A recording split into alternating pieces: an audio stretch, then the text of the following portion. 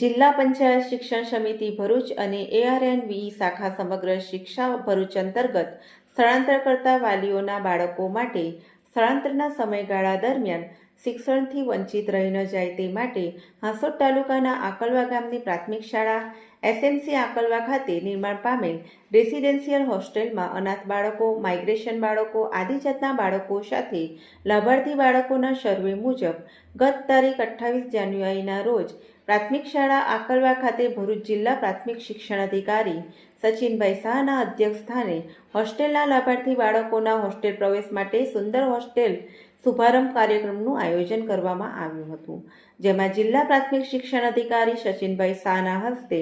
લાભાર્થી બાળકોને શૈક્ષણિક કીટ તેમજ કુમકુમ તિલક સાથે હોસ્ટેલમાં પ્રવેશ અપાયો હતો. સાથે આકલવા ગામના સુંદર શૈક્ષણિક વ્યવસ્થાપન માટે અભિનંદન પાઠવ્યા હતા. આ કાર્યક્રમમાં તાલુકા પ્રાથમિક શિક્ષણ અધિકારી જયેશભાઈ, સમગ્ર શિક્ષા ભરૂચના account officer Kinalben, girls education officer Pravinaben, શાળાના આચાર્ય હિરણભાઈ પટેલ,